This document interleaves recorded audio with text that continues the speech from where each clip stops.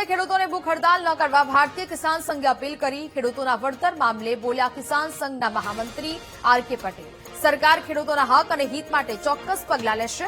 કિસાન સંઘે અગાઉ પણ ખેડૂતોના વળતર મામલે સરકાર સમક્ષ રજૂઆતો કરી હતી। કચ્છ જિલ્લામાં ખેડૂતોના પડતા પ્રશ્નો માટે ખેડૂતો સાથે રહીને આંદોલન કરવામાં આવ્યું હતું।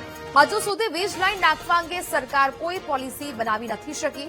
જ્યાં સરકાર સમક્ષ અલગ અલગ સંગઠનોએ કરેલી માંગણીને કારણે નીતિ ઘડવામાં વિલંબ થયો હોવાનો દાવો કરવામાં આવ્યો છે।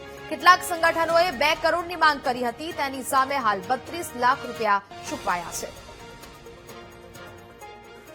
એના અનુસંધાને રાજ્યના મુખ્યમંત્રીશ્રીને પણ વિનંતી કરી હતી અને ચલો ગાંધીનગરનો જે નારો આપ્યો હતો કે વિવિધ પ્રશ્નોને લઈ, એની અંદર પણ આ એક પ્રશ્ન હતો કે ભાઈ વીજળીના પોલ જે નાખવામાં આવી રહ્યા છે એની અંદર વળતરની બાબતમાં ચોક્કસ વિચાર કરવાની આવશ્યકતા છે।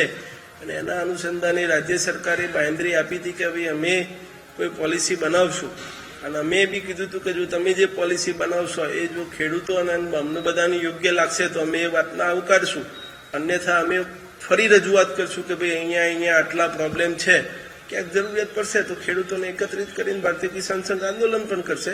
સવાલ માત્ર એટલો છે કે ક્યાંક જ્યારે આ સરકારની વિચારણા હતી, રિઝલ્ટ કદાચ આનાથી વહેલું આવવાનું હતું, પરંતુ ક્યાંક થાંભલાના 2 કરોડ, કેટલાક સંગઠનો દ્વારા પોલનું માસિક ભાડું, એવી અલગ અલગ વાત હતી। એ અલગ અલગ વાતના અંતે બધા જ ખેડૂતો સંગઠનોએ એકમત થઈ અને ખરેખર શું કરવું જોઈએ એ દિશા તરફ વિચાર થાય તો ચોક્કસ ખેડૂતોનું હિત